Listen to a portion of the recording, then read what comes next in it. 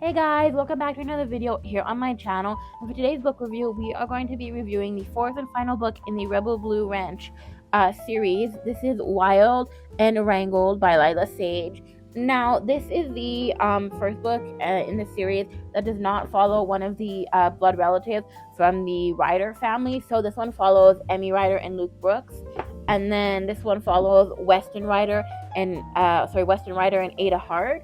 And then this one here follows Gus Ryder and Teddy Anderson, and this one here actually follows Camille Ashwood and Dusty Tucker. But Camille Ashwood does have relation to Gus Ryder because her and Gus Ryder had like a one night stand, which their baby came from Riley Ryder, who is 6 years old in this story. So that's how she's kind of like related to the Ryder family, and they do consider her family, even though she was never in a relationship with Gus Ryder. So I'm going to give you my ranking of this book, some of the major tropes, and then we'll go into a bit of the story and what I thoroughly enjoyed from this book. I will also be reading some quotes from this book because there are some quotes that I thoroughly enjoyed in this book. Okay, so my ranking of this book is 6 stars. This is my first 6-star book of 2026. Now, I did recently see a video of somebody saying about the whole series that if you enjoyed this series and you thought it was really good, like you need to read more, like there are better series out there, and that like none of the books in the series are 5 stars. I disagree. I know this is like the first full cowboy romance series I have completed. I have read a couple other cowboy romance books, and I'm actually making my way through the Lucky River Ranch series. I haven't finished that one, but I still thoroughly think every book I've read is 5 stars, including this one, which is actually 6 stars. So I think you're entitled to enjoy a series and rank it super high, even if other people say there are better series out there. The covers are super cute on this series. The characters are great. There's a lot of great depth, especially this one. Like, so the beginning of this, I would say like the first half of this book is not necessarily better than the other books I read. It's more towards the end, and I'll explain why later on, that the book really like hits you in a way. And I literally like would read I read some of the quotes again, and I was like almost cried, like almost did, like had a little couple of tears falling, because I'm like, this book has like such good emotional depth to it between the characters. So like I said, my ranking of this is 6 stars for a 6-star book of 2026. Some of the major tropes in this one is second chance, second chance, second chance. Like, and obviously you have single mother, but I would say second chance is like the biggest trope in this one, and it was done so well. I feel like second chance romance books can either be like meh, bad, or like really good, and I would say this one was a super fantastic second chance romance. So it follows Camille Ashwood, who, like I said, is the mother to Riley Ryder, who is both daughters of Camille Ashwood and Gus Ryder, and then this follows Dusty Tucker, who is the a son of Aggie Tucker. Aggie is actually friends with Teddy's father, and I think they're like actually either towards the end of this book or towards the end of this book, her father and Aggie are kind of like in a relationship. Like she cares for him as well, like comes over to his place to care for him. But yeah, so they basically dated in high school, and this book has most of it takes place in the present, but there are quite a few chapters that go back to the past, usually like 15 years ago, and sort of show you the relationship, how it developed 15 years ago, and then eventually we get to what led to the breakup, which like anyway. So basically, Camille Ashwood moved to Meadowlark, because right, this is Meadowlark, with her parents when her parents learned that there was oil and there was a way to make money, and her father is a rich banker. So they moved to Meadowlark, and for the first time she goes to like public school, and that's where she meets Dusty Tucker. He's, by the way, her parents are very like, they have this vision of what they want for her. They want her to be successful. I think they probably want her to either be a lawyer, be a banker like her father, maybe like a doctor. Like they want her to, they have expectations of her, and that is sort of how they base their like love of her, is how she is meeting their expectations, even in high school, like how she's doing through school. So she meets Dusty Tucker because he is sitting behind her in one class and asks to borrow, I believe, a pencil and then a piece of paper eventually, and he writes her a note on college ruled paper, because that's her favorite type of paper. He writes her a note and then keeps writing her notes, and they sort of become friends. And at the time, he becomes her best friend. And then they go on hikes together, and they sort of like develop this relationship, and they end up being together. And I'm just talking about the stuff that happened, by the way, 15 years ago. Like, I'll get to the present, even though like the book flip flops between the past and the present. I'm gonna focus on the past because that's important to then to get to the present. I might leave some stuff of the past out till later, but basically they end up in a relationship. They end up making out in his car. Normally she has him drop her off like way before her parents' house. Her parents don't see. This time they end up in her parents' driveway, and her mother sees them kissing and is like so upset and like, you're gonna break up with him, like you're not gonna see him again. So she sees him in secret. And then in the present, because they had like broken up like 15 years ago, he had finally come back into town about a year before this story takes place, before the present day story takes place, because he had kind of been going around being a like, he had different jobs. He wasn't necessarily a cowboy everywhere, but he was basically like a traveling cowboy across North America. I believe he went to like Mexico, different places in the US. He went up to like, I think Alberta in Canada, or Calgary, or like he went somewhere up in Canada as well. Canadian, so love to see that, by the way. And he finally came back, and she's kind of been keeping her distance from him because of like what had happened 15 years ago, which we don't really know until like later on in the book when we finally get to one of those flashback chapters. So I'll get into what happened a little bit. So she ends up, the story starts because it ends, let me get into it. This book in the epilogue ends with Camille Ashwood being left at the altar by her fiance, who is not Dusty Tucker, by the way. And we learn that she wasn't actually really in love with the guy she was going to marry.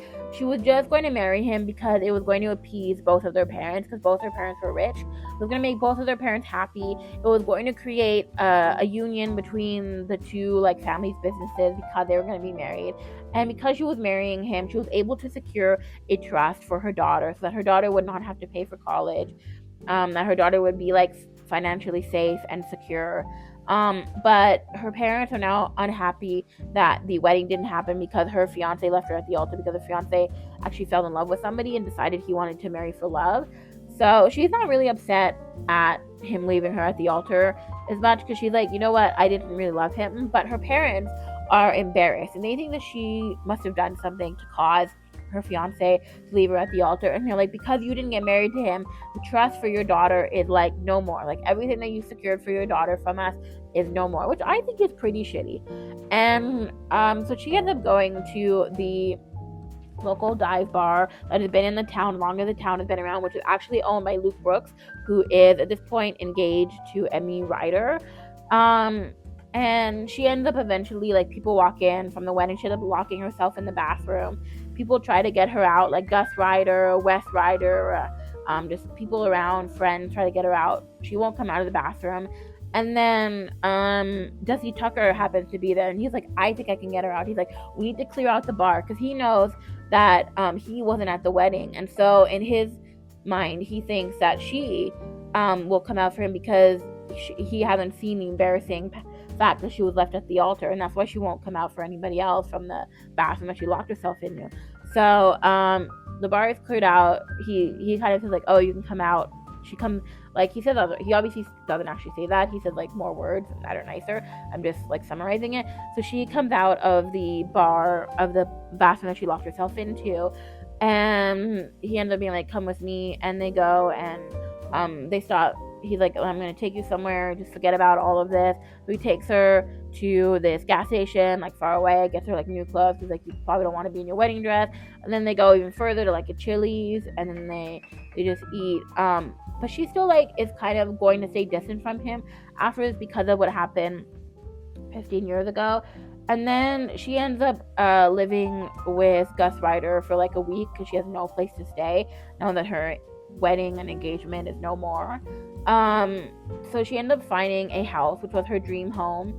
It was a place that her and Dusty Tucker would park at when they would go for their hikes because some of the opening to the path were in the backyard of this house, and the woman who owned the house would let him park his Bronco there. But it was like her dream home, and the person that lived in it is now in a care facility, and so the house is up for rent. So she ends up renting it because it was a dream home. Her and her daughter live there, and she learns that he is the groundskeeper for the house. And how we learn he becomes the groundskeeper is he needs a place to stay, and the person that owns the house was like, I can let you stay on like a cabin, like that's basically above a garage, I think, on the property if you're a groundskeeper. But what we don't know is that like 5 years ago from the present day, the house actually went up for sale. Somebody was interested in buying it. They wanted to tear it down to put like apartments. He didn't want that. And he knew it was her dream home and he hoped someday they would end up back together. So he bought the dream home. And by the time she rents it, he is actually the owner. And she learns that later on. So what led them to break up was basically she wanted to move with, when he said, I'm going to Montana after I graduate high school, because he's like, I want to go around. She's like, I want to go with you. So she goes with him, but she kind of realizes that she's not happy. As much as she's really in love with him and still loves him, she realizes that this is not happy because like this is not what she wanted, like to just constantly be moving around.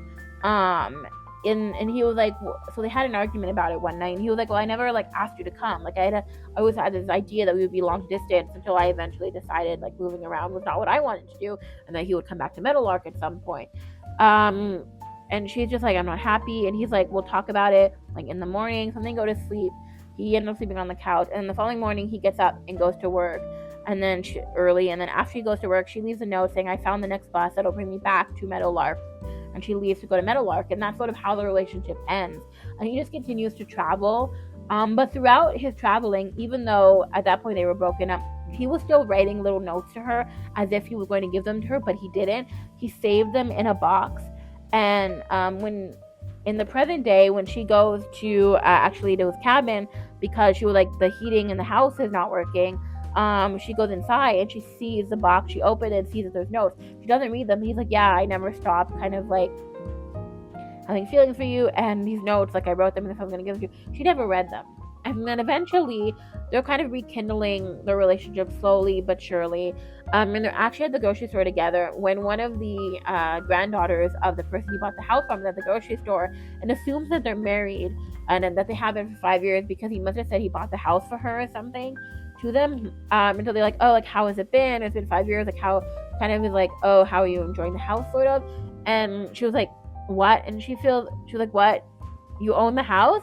And she kind of feels hurt and like betrayed at first because she sort of feels like she left one relationship where like the guy was like sort of like where she was tied down to that, and so she feels kind of that aspect with this, that she now that she knows that he owns a house and she's not happy about that. So he explains to her like why he owns the house, and that's how we learned that it was going to be torn down if it was sold to somebody else. And so one of the things that I've saved, let me find where I saved it. So they end up taking space because she wants space.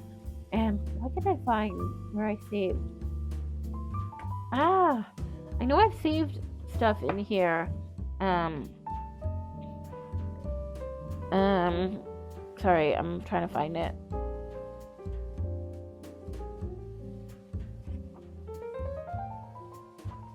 I know I saved bookmarked spots. I thought I bookmarked spots in here. Maybe it was another one where I bookmarked spots.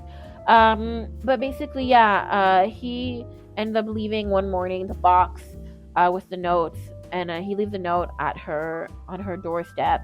And I'm trying to find the chapter.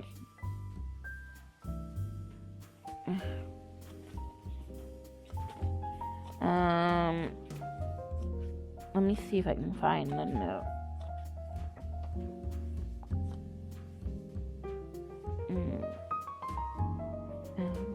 Oh yeah, so he leaves a box, and this is a note he leaves on top of the box. Ash, because that was his nickname for her, because he wanted a nickname for her that nobody else would use, and people often called her Cam, but her full name is Camille Ashwood, so they called her Ash. Ash, I know I should have told you about the house. I'm sorry I made you feel like it couldn't be yours because of me. I hope this makes up for it. The box is for you. So in the box is like basically every single note he had written to her while he was away traveling, including a deed to the house in her name. So some of the notes that stuck out to me that were like, oh my goodness, This one here, Ash. Every once in a while, I have a day where I miss you so much it actually hurts to breathe. Today was one of those days. I hope you're okay, Dusty. And then the last note that she reads is, Ash, I'm so mad at you for leaving, but I hope you found your home. I haven't found mine yet. And like later on, when I finished the book, because it's really towards the end of the book, I learned that when he says, but I hope you found your home, I haven't found mine yet, is because I think in his mind, his home is her. Like, and that last one was just so sad because it's like he feels so mad, like he still feels so many feelings for her, and like for 15 years his feelings for her, his love for her has like never lessened, and he like was never with anybody else in those 15 years. Like he truly loved her, and in his mind he hoped that someday, even if it was like far-fetched, they would end up back together. And reading those notes kind of just made her feel a certain way. So she like goes back to his cabin, and they rekindle. And then actually in the epilogue of this book, they get married at the courthouse, and they don't tell anybody because it's about a week out from Emmy Ryder's wedding, and so they only want to let people know after Emmy Ryder's wedding so that Emmy Ryder can like her wedding can shine and be the focus. But they do, rather than wearing wedding bands, they both get tattoos of a wedding band on their ring finger because they initially got kind of matchy tattoos years ago when they were in a relationship and they truly loved each other. He got an A, on her favorite spot that she loved to kiss on his neck, and she got a T in the same font like on her hip where he like really liked to hold her. So they end up getting tattoos with the same tattoo artist like all these years later.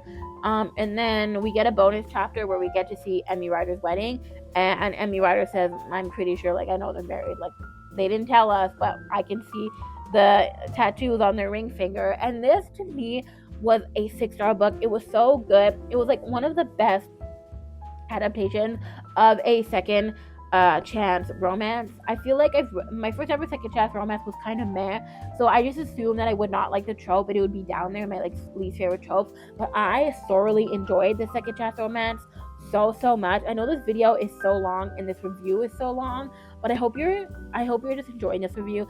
I would say 6 stars. I would say this whole series has been fantastic, and actually my next video is going to be my ranking of this series. So I hope you guys enjoyed this video. If you did, you can follow me at RomanceBLVD on Instagram and at Romance Boulevard fully spelled out on TikTok. You can also hit the subscribe button and the notification bell so you never miss another brand new video from me. And that is all. Bye.